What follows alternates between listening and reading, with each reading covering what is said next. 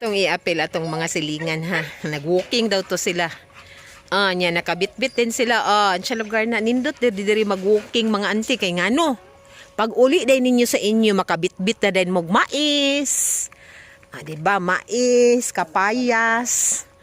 Mo na nakanindot diri sa amo mga auntie.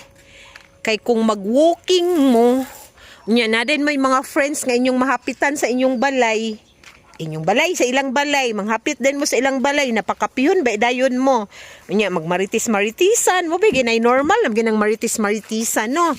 So, ayo mo saba mga auntie kay ni ako diri sa punuan sa kapaya sa among silingan, ang sa lugar Naay hinog Hinog pero gamay man. Ako ning kuwaon.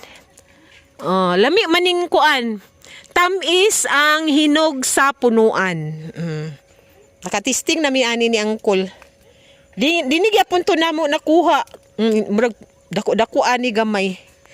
Nahinog siya diri sa punuan. Actually dili ni among punuan ha. Sa amo ining silingan niya at bang manis among balay. Nya daan pud to siya nag-ingon nga kung ganahan mo magkuan og kapayas pagkuha lang mo diya kay di naman na namo maato. Diba anak kabuutan ang mga silingan diri mga auntie.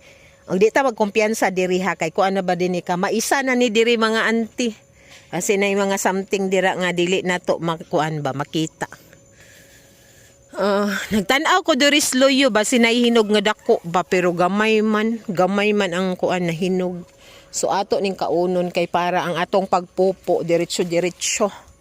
Didto pud sa pikas wala pay hinog dagko kayo buyag kay ni nga kapayas mga auntie amo maning natilawan ni Angkol. Tamis siya basta sa punuan siya nga nahinog. So pwede ra gud nato kwaon did ipahinog nato dito sa atong balay pero lahi ra gid diferensya ra gid kayo yang katamison basta nahinog siya sa punuan. Di ba? So mura to.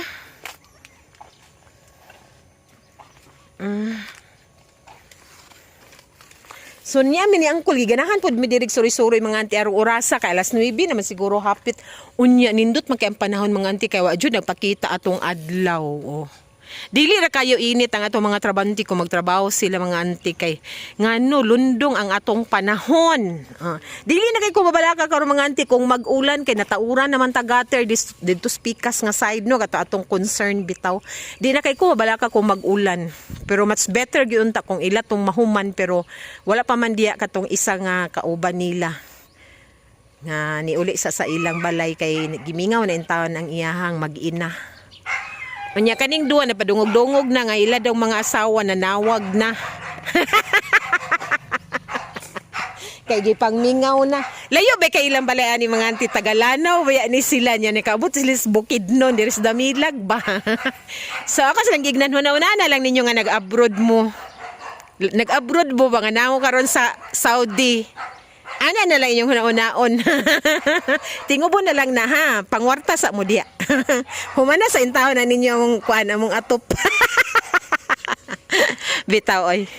Dili na to sila dali-dalion. Sumala ra pud sa ilahang makaya ana ra mga auntie no. Inana ra ta kay mga pobre way ata. Dili ta magpadali-dali sa atong trabante oy kay dili man sad na maayo. Basta ako lang yung concern nga katong gutter na nataod na nila. Medyo na arang-arang na akong gibati karon kung magulan man galing. At least dili na kayo kumabalaka. Kay ngano. Sumala sa akong giingon makapamurisyo tas atong silingan ba maulaw sadta.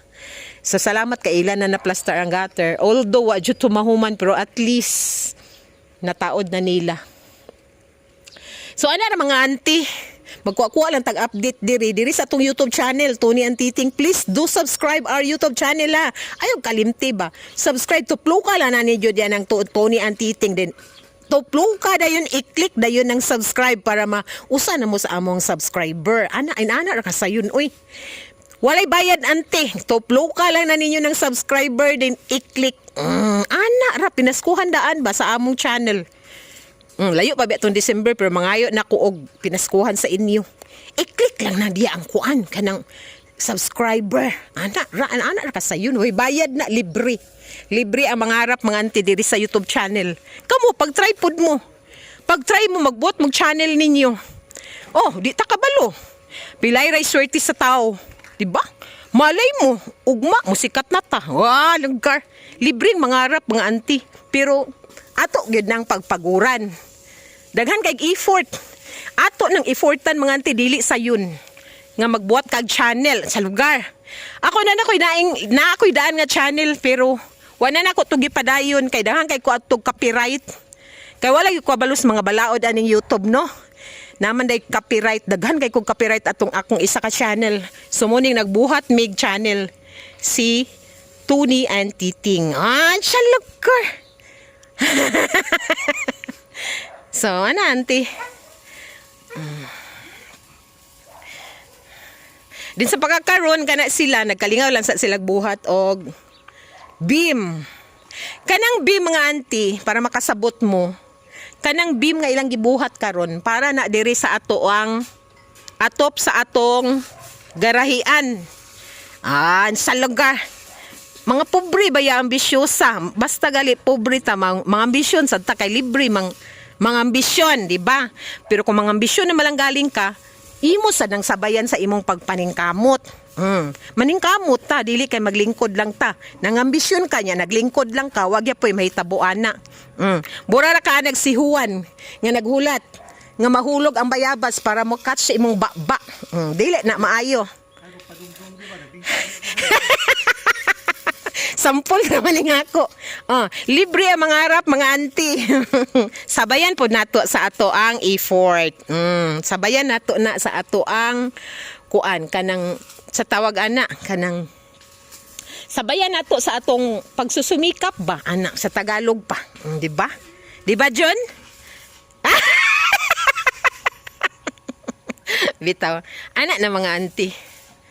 So, balikan nato ang kanang ilang gibuhat nga beam, gi-prepare na nila kay mag ato maning butangan og kuan kanang butangan nato og kuan kanang atop ng atong garahian kay 18 years naman mi diri mag 19 years na mi diri sa Derbisi mga auntie kanang among garahian kay kung makontinuous ang ulan lumuton intaw ng among salug diha nakapoy ra ba kaayo magbrush morning karon ni decide me nga amo na lang ng paatupan atong garahian kay malay mo di ba basin di ay ana ra kutob ra ko diha ha basta garahian malay mo di ba so kana dayon atong front mga auntie kani siya kani mawala na siya kay utroon man nato ang design sa atop diha sa front kay bali iusa na siya diha apil ang ato ang garahian para ang atong garahian nanay atop. So ana ra mga auntie mo nang nagprepare sila sa beam mo nay ilahang gibuhat karon gitrabaho. So mo na natong update mga auntie. Basta kay ang update nato karon sa atong panahon diris Bukidnon diris Damilag ba mo ni ang ato ang panahon ay lundong kaistanan. So nakadungog mi nga na ako noy bagyo nakasulod na ba? Nakasulod na ang bagyo pero tuwa siya sa Luzon. Layo ra sa tuwa pero mapiktuhan gyapon siguro ta mga ginagmay lang. Ana ra. So ato lang i-pray nga dili na siya mo mubalhin pa didto ra sa siya sa Luzon ha kay wa pa tanahuman diri sa atong trabaho. Ana ra tong atong i-pray per mino nga ilayo tas mga katalagman. Kung asa man ta karon safety ta permi. Og syempre di nato wadon ang pagpasalamat. Magpasalamat kita kada adlaw mga auntie sa tanan mga grasya nga atong nadawat magamay man kana og madako. Magpasalamat gyapon ta. Ilabi na kay niapata ni aning mga orasa. Di ba? Ana ra na siya. Og sa katong tanan nag-birthday karong bulan na. Happy birthday. Og sa tanan na Usto to di ay hapit naman di atong kalagkalag no. Tindagkot ug tingduaw na pud sa ato ang mga mahal sa kinabuhi no. Hapit na mga next week ata or next week. Hapit na ato ang kalagkalag. Sa unsa na la atong i-topic ani no. So far muna siya hitsura sa ato ang balay karon. Inana lang sa kay pobre ba ta. Inana atong hitsura sa atong balay karon. Din kurog akong kamot ato sang hawiran ha kay kurog di ba. Muna siya itsura sa atong balay karon. Before ta mo end sa atong video karong adlaw, ipakita sa nako sa inyo ha. Partial lang. Ipakita nako sa inyo ang among gutter. Nataod na siya. Kana siya. Kana. Muna siya among gutter. Okay. And that will be all. And I thank you. Thank you for watching mga auntie, and we will see you again next time. Bye!